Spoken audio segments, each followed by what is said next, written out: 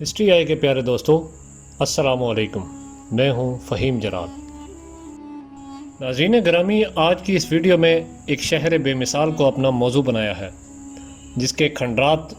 اب بھی اپنی عظمت اور رفتہ کو تسلیم کرنے پر بازد ہیں۔ ناظرین گرامی، انسانی ارتقاء کے سفر کو اگر دھیان سے دیکھا جائے تو کئی ایک ایسے عجائبات عقل انسانی کے سامنے ایک مہمے کی شکل میں آتے ہیں، جن کو 21ویں صدی کے ترقی یافتہ انسان ابھی تک حل کرنے سے آری ہے، جبکہ اس کے علاوہ صدیوں کی گرد کے نیچے دبے ایسے لاتعداد شہر بھی ہیں جو عہد حاضر کے محققین کی محنت کے باعث اب تک دنیا کے سامنے آ چکے ہیں، جن کو دیکھ کر یہ تسلیم کرنا پڑتا ہے کہ ہمارے ان آباء و اجداد کے زمانے میں اگرچہ سائنسی ایجادات نہ ہونے کے برابر تھی، لیکن اس کے باوجود ان شہروں کے کھنڈرات بتا رہے ہیں کہ عمارات کتنی حسین تھی، کہ مصداق اب بھی ان صاحبان فن کے ہنر کے شاہکار کے طور پر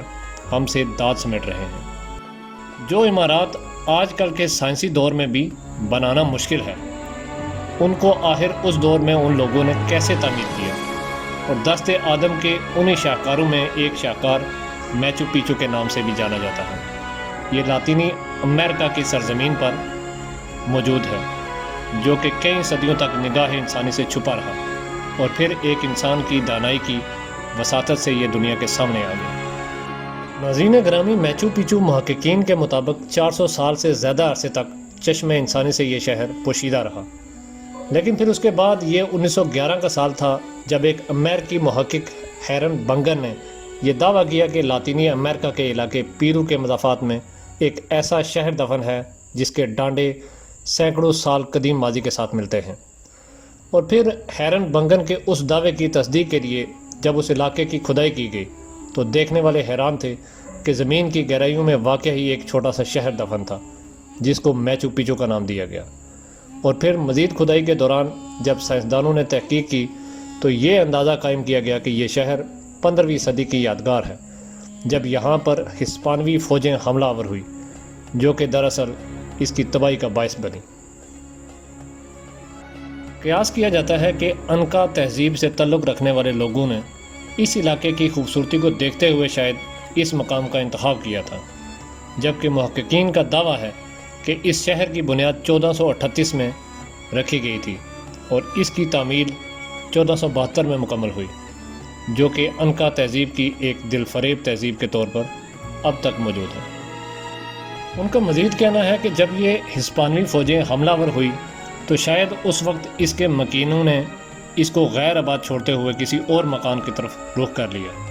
جس کے بعد یہ برسوں تک یہ وقت کی گرد کی بدولت ہمارے سامنے نہ آ سکا۔ لیکن ہم یہاں آپ کی دلچسپی کے لیے یہ بتاتے چلیں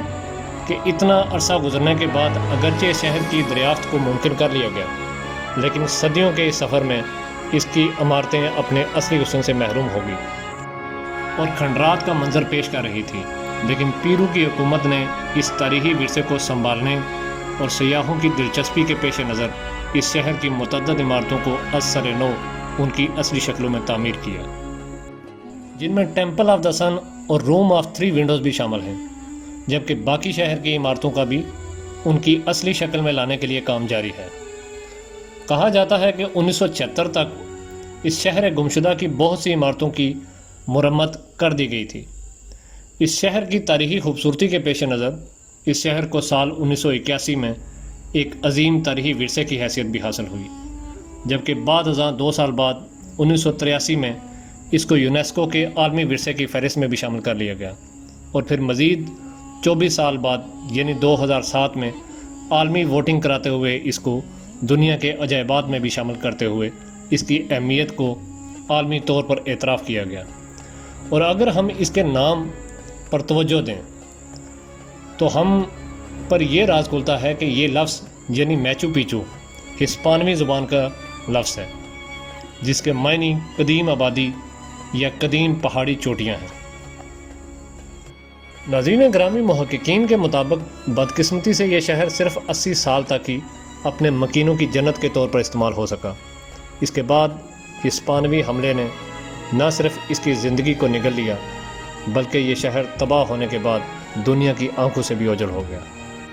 اس کے علاوہ اس شہر بے مثال کے بارے میں ایک اور روایت بھی تاریخ کا حصہ ہے، جس کے مطابق ہسپانوی حملوں کے بعد اس شہر کے مکین چیچک جیسی مرض میں شکار ہو گئے تھے، جس کی وجہ سے وہ اپنی زندگی کی بازی ہار گئے۔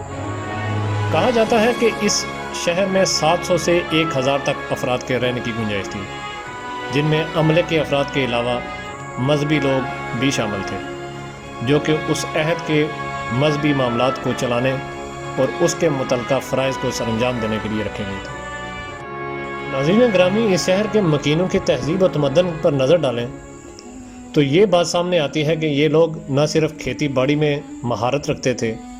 بلکہ اس سلسلے میں اپنے عہد کے جدید علوم سے بھی پوری طرح آشنا تھے، بلکہ یہاں سے ملنے والی باقیات سے اس بات کی گواہی بھی دیتے ہیں کہ یہاں پر انسانی ضروریات کے مطابق پالتو جانوروں کو بھی پالا جاتا تھا۔ اس کے علاوہ یہاں سے ملنے والی کئی قبر نما غاروں کو دیکھ کر یہ اندازہ لگایا جاتا ہے کہ یہ اپنے مردوں کو باقاعدہ طور پر دفن کرتے تھے۔ اس کے علاوہ